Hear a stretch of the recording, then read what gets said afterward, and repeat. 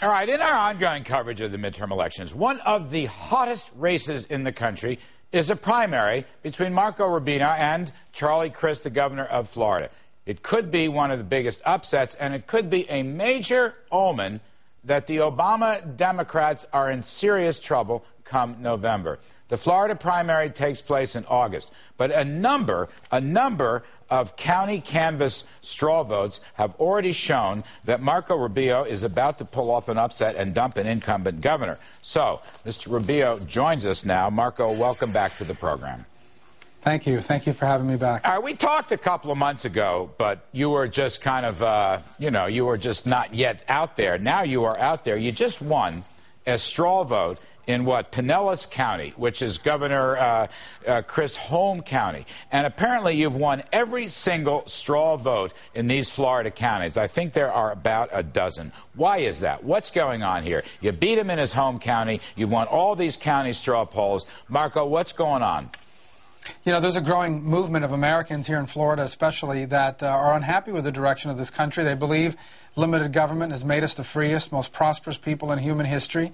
They think this administration, this Congress, is taking us in a direction that would force us to depart from those things that have made us free and prosperous. And they want to send people to Washington that will stand up to that agenda and offer a clear alternative, one truer to the things that have made us great. And our candidacy is giving them the opportunity to do that. I think that's what we're feeding off of, and it's really grown our momentum in ways no one could have anticipated. All right. Well, you're on the cover of the New York Times magazine, I believe, from last Sunday. And I think we have a tear sheet. We have a picture of that. There you are. That's a hell of a thing for a challenger, for a well-known national figure like Charlie Crist, who has been a guest on this show also. They're calling you the first senator from the Tea Party.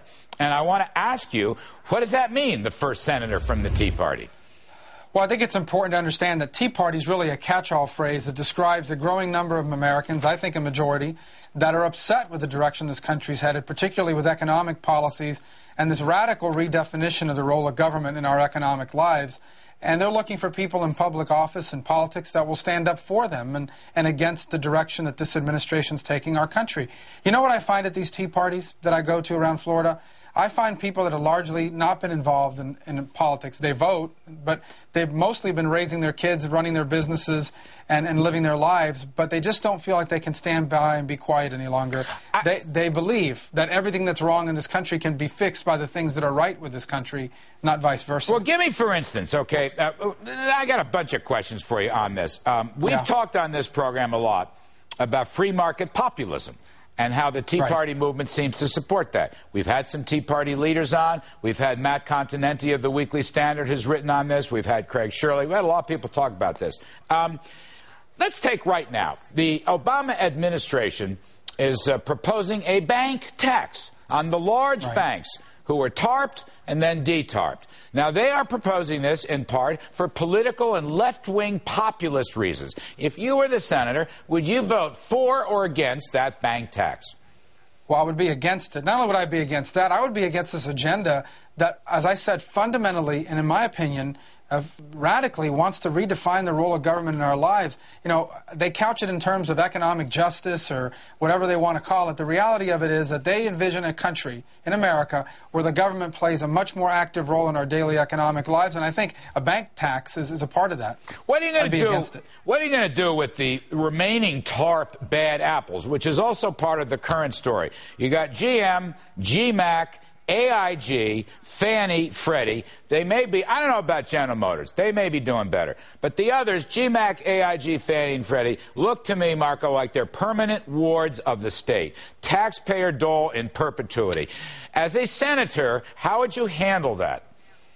Well, I think the truth is that we never should have been in that position to begin with for the reasons you've just outlined. These aren't just companies that hit a bad bump in the economy. Many of them seem to be companies that just have a bad business model. And all we did is prolong the inevitable in many of those cases. All right, they broke it, but we own it. They broke it, but we own it.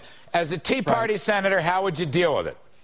Well, let me rephrase. I mean, let me back you up on that for just a second. When you talk about the Tea Party, remember, I'm a Republican. I think the Republican Party is the natural home, if we want it to be, and if we embrace it, for limited government. And how you would fix it is very simple. Embrace those things that have made us the freest, most prosperous people in the history of the world. And it hasn't been, government isn't what's made America great. It's individuals who are willing to go out and pursue their dreams and hard work in order to make things happen. Look, of the original S&P 500, I think less than 70 of those companies still remain. The other 430 or whatever have been replaced by new companies that basically looked at the new opportunities in the marketplace and put them out of business. I always say one of the great things about America, it's the only country in the world where poor people put rich people out of business, not because government did it, but because they had a better idea and were willing to work harder. Why are we prepared to abandon Marco, that? Why are our leaders? Hang on one second. You're going to come back. I want to spend a second segment with you.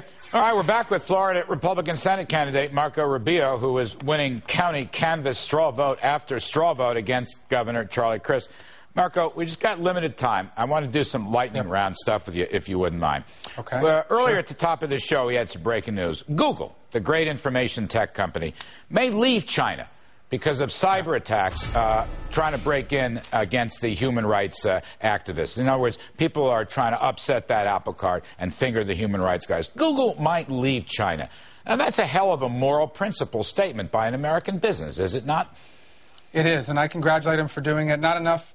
We're not talking enough about human rights abuses in China, and I think more of that needs to be done. I congratulate them for that. Yeah, I mean, I asked him, Mr. Drummond, a good chap, and I said, this is about your opposition to censorship. And he said, that is exactly right.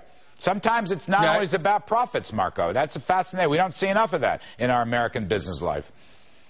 Well, again, I congratulate him for making that decision and for speaking out against the human rights abuses in China, particularly as it impacts their, the industry they're in. All right, let me ask you a couple other quick ones. I appreciate your lightning. What's Charlie Crist done wrong? Well, the main thing is that, had he been a U.S. Senator last February, he would have been one of only 4 Republicans. Since then, Arlen Specter switched. So really one of only 3 Republicans in the entire Congress who would have supported a Barack Obama stimulus package. He's trying to create the straw man here in Florida where he's saying, well, I accepted the money. Every Republican governor accepted the money. What sets him apart is that he was the only Republican governor in the country to campaign for the stimulus package that actually thought it was a good idea, good public policy. And if you were elected senator, what would you do about the 10% unemployment rate, which may or may not be 10% if and when you get in? But what are your general solutions to the high unemployment and worries about the economic recession?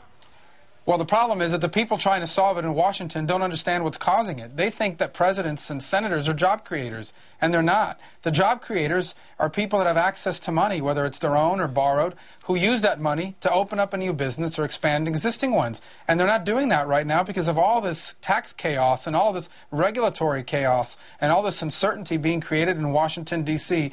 If perhaps the most stimulative thing they can do in Washington, D.C. right now for our economy is take a 2-year recess or something. Stop creating uncertainty in the American marketplace. It is the #1 thing that's holding back this recovery, which right now is, quite frankly, a jobless one, unfortunately.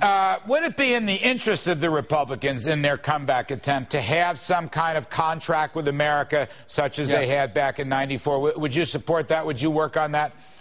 Absolutely. And I think more important is a clear set of ideas. It's not just good enough to say, you know what, we think Barack Obama's doing a bad job. You've got to say what you would do instead. And I think there's so much to be done, whether it's stop the growth of the federal government, stop spending money we don't have, provide some certainty in the tax code in this country so people, and not to mention tax cuts that are not just meaningful, but permanent, so people understand what the rules of the game are and are willing to once again invest in an American economy that provides them with certainty in terms of what the outcomes are. Marco, real quick, the Red State blog site, which I read and respect, says that Mr. Crist is going to pull out of the race. Do you expect that, or do you think you're going to go down to a primary? No, I think we're going to have a primary election in August, and Florida Republicans are going to have a very clear choice between someone who believes in limited government and Charlie Crist, who wants Republicans to become more like Democrats. We're going to leave it there. Marco Rubio, thank you for coming back on the program. Hope to see you frequently.